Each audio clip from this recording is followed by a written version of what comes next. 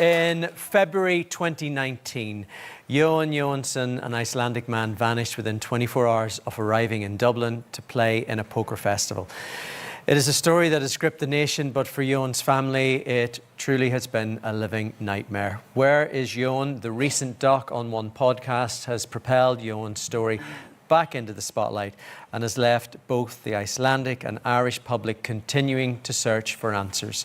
Johan's family are also looking for answers and closure. They want to find Johan, and they're hoping that by coming on here tonight, that you at home might be able to help them do that. Would you please welcome to the show Hannah, David and Anna Hilder.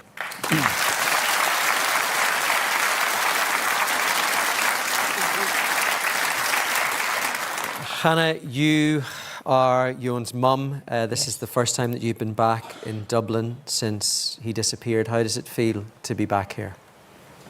Good.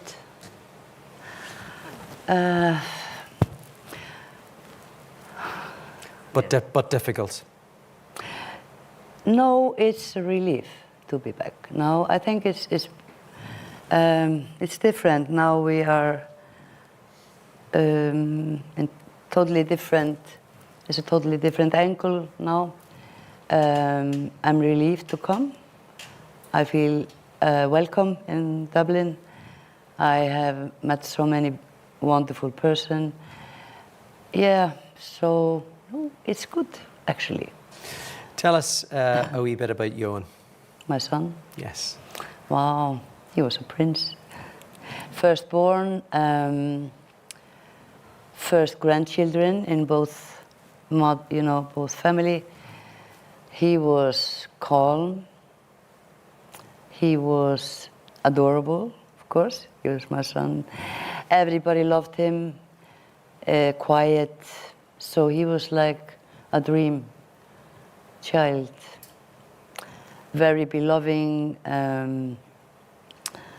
He was easy, actually. He was like, very warm, and he was happy.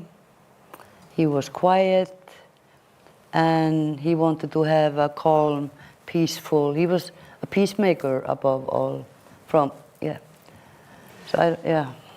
David, you're his brother.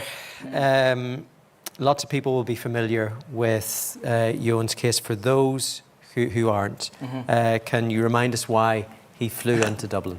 Yeah, so basically the main purpose of the visit was to play at the poker tournament held at the Bonington Hotel. It was, his intention was to participate in the tournament, but also it was an anticipated vacation as well. So he was planning on visiting castles and traveling around Ireland. So yeah, it was a vacation / poker tournament, so that was the... So he came in, he stayed the night in Dublin, he was playing poker that night at the hotel.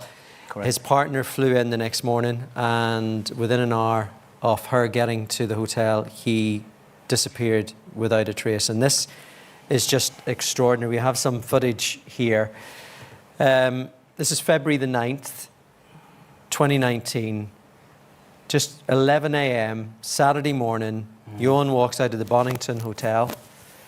This is the last known sighting that anyone has seen of Johan. He walked up the Swords Road and vanished. Yeah. Without a trace. Anna Hilder, how did you feel when you heard the news that Johan had disappeared? I remember the day exactly. It was a Sunday, and I was just at the mall, and his best friend, his youth friend, called me. Sorry, I'm out of voice, but okay.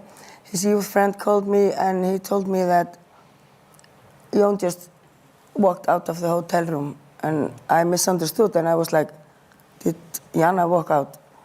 No, Johan walked out, and a certain moment, because it was a Sunday, I knew something was wrong.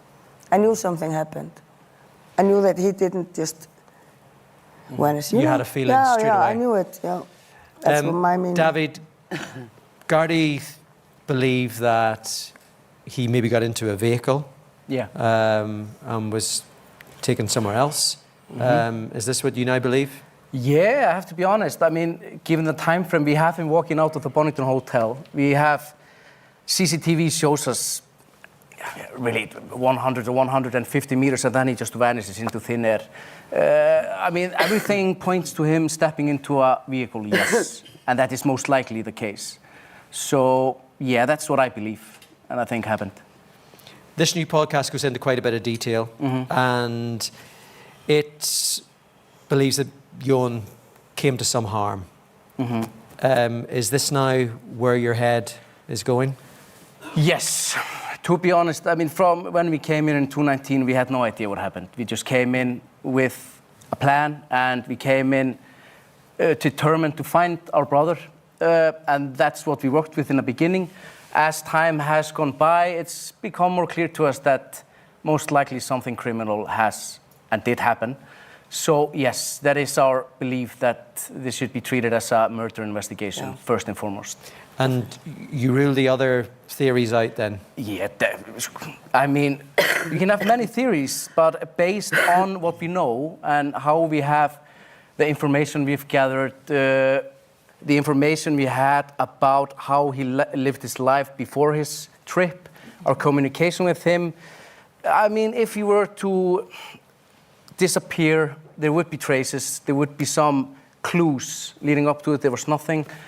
I mean, him just vanishing like this and not being able to be tracked for longer than he was kind of rules out the possibility of him causing himself harm. And to be honest, I don't believe he did. So yes, everything points to this being something, you know. I know this is very, very difficult, but two separate sources, Anna, have reached out to your family, and they believe that Jón may have been killed by someone with criminal ties. Do you think that's a possibility? Actually, in all of this, I recall it's three different resources, but maybe it's only two, but yes, I do, because this is not unlikely coming from two different or three different resources. I think it's very likely because this is how the criminal world works, you know. Yeah, people do these things, yeah. I mean, if you don't follow up with, and if you don't track leads, if you don't speak to people of interest and follow up with clues, you don't know. So basically, what we have been doing throughout these years, and with the help of Liam and Anna that were producing the podcast with RT and Roof, we have managed to figure out and put together puzzles in a way that hasn't been done before, in our opinion. And then again, we are not experts. We rely on experts to do their job properly. But based on what we have found out, it's definitely a possibility that this particular person has something to do with him disappearing. Yeah. We know there were two anonymous letters that were sent, one to the guards and one to a priest in Ballymun, suggesting that Jón's remains may be in a wooded area in Santry Domain now. Two searches were carried out last year, but nothing was found. I know you guys believe there should be another search there. Yeah, so I mean, I've seen the park. I've seen blueprints of the park. I've seen the lake. I've seen where the search. I've been to the park. We have been to the park. We have walked through it. We have seen the area that was searched with dogs. We've seen the area that was dug. And based on that, along with talks with professionals and information that we do have, I believe the search was not properly done, no. So it is our demand that the job is finished. You know, you either search the park or you don't search the park.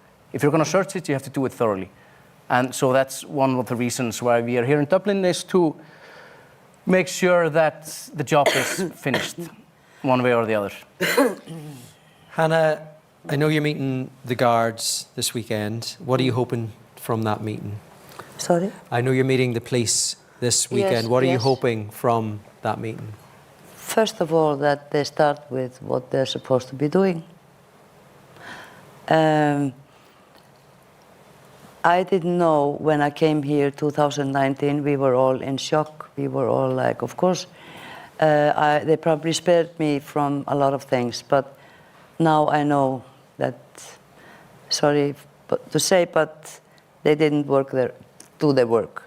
I expect expect them to do their work. If they are not capable, they leave it to someone else. That's my opinion. I mean, and that's what the same as David. Yeah, we want. Sorry, yeah. I want justice. I'm not asking. I'm not. I don't say they can find anything, but any clue. I mean, anything. Just start. They haven't started from the beginning. Sorry, my opinion. No, look, and I know as a mum, you know, I can see how much this is hurting you, and I can understand why you feel that way. You're still hoping for some answers. Yeah, what we need to happen in order to get answers, first and foremost, is to change the case from a missing person case into a murder investigation. That's a key, and that's what has to happen. We have these 2 letters that the Garda deemed credible, and they did decide to start a search. In our opinion, it's not a proper one. That needs to happen as well. I'm not asking them to dig up the whole park. I'm just asking them, based on expertise advice, to finish searching the park thoroughly. Take that. And then we need proper authorities to follow up with clues and make sure to leave no stone unturned. That's what we have to happen in the beginning, and then we'll see what happens from there. Well, that's what we're hoping that we can maybe do tonight. If anyone is watching this tonight and they maybe have a little bit of information, what would you like to say to them? Send another letter. I don't know. Yeah, just come forward with information. Yeah, send another letter. Because I mean, as you have seen, and I mean, we're really blessed that we have you, the people in Ireland, on our side, and all the help and love that we received from day one. It's words can't describe how important it is to us. And also, if Liam and Anna would not have come to us, we could never be capable of making estimates on the police. And these are the documentary makers, yes? Yes, because we got help now. Sorry. I just want to say, people can, you know, many people never get answer. I accept that. But then I need to know that everybody has done their job as they should. And I can trust that everybody does their job. Then I'm talking mostly about the police. It's a police work, not family work.